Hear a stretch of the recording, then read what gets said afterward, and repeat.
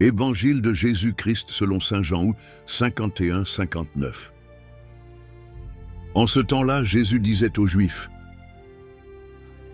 En vérité, je vous le dis, celui qui obéit à mes paroles ne mourra jamais. Maintenant, nous sommes certains que tu es possédé. Abraham est mort, et les prophètes aussi. Et pourtant, tu dis que celui qui obéit à tes paroles ne mourra jamais. Notre père Abraham est mort. Tu ne prétends quand même pas être plus grand que lui, pas vrai? Et les prophètes aussi sont morts. Pour qui te prends-tu à la fin? Si je cherchais la gloire pour moi, alors cette gloire ne vaudrait rien. Le seul qui me glorifie est mon Père, celui que vous dites être votre Dieu. Vous ne l'avez jamais connu, mais moi je le connais.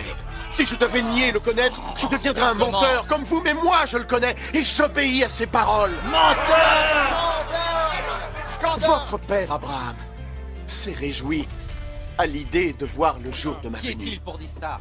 Il l'a vu et il était heureux. Tu n'as pas encore 50 ans et tu as vu Abraham.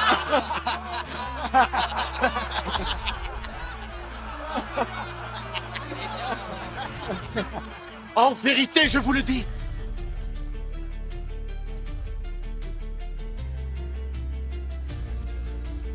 Avant qu'Abraham ne soit né,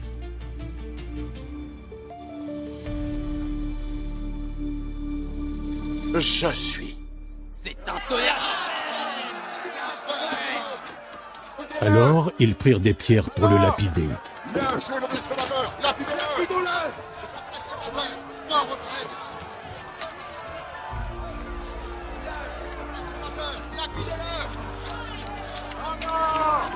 À mort! À mort! Attrapez-le! À mort! À mort! Prenez-le! C'est la retraite! C'est un restaurateur! À mort! Attrapez-le! Mais Jésus se dissimula et il sortit du temple. Acclamons la parole de Dieu.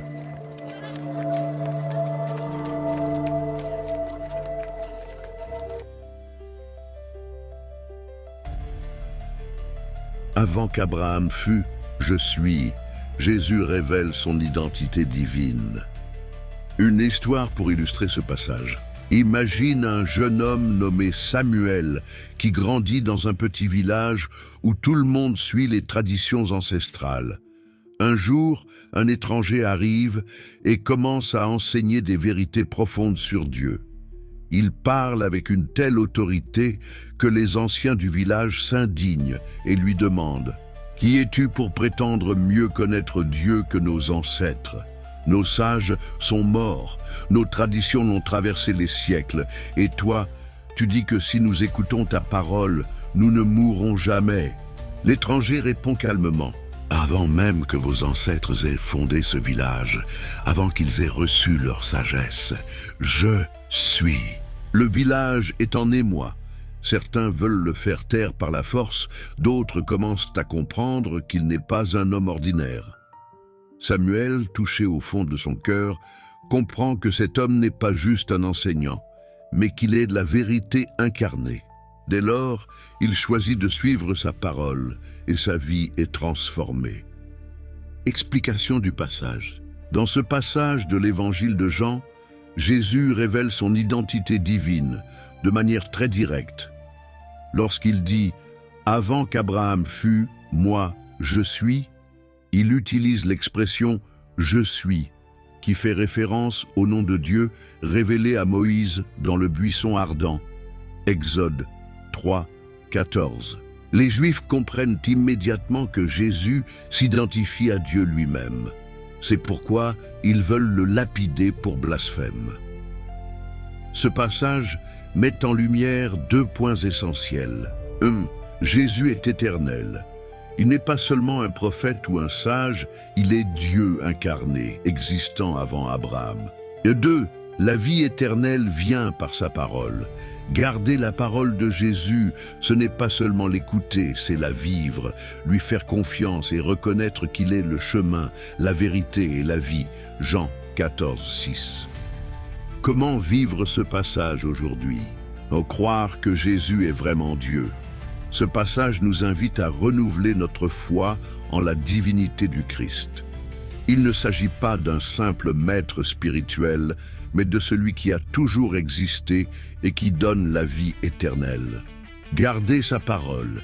Jésus promet que si quelqu'un garde ma parole, jamais il ne verra la mort. Cela signifie que suivre Jésus nous donne la vie éternelle, même si notre corps meurt. Concrètement, cela passe par la prière, la lecture de l'Évangile et la mise en pratique de ses enseignements. Ne pas avoir peur de proclamer la vérité. Jésus n'a pas reculé face à l'opposition. Aujourd'hui encore, affirmer sa foi en Christ peut susciter des critiques ou des incompréhensions. Mais nous sommes appelés à témoigner avec amour et courage. En résumé, ce passage nous invite à reconnaître Jésus comme Dieu, à lui faire confiance et à vivre selon sa parole pour entrer dans la vie éternelle.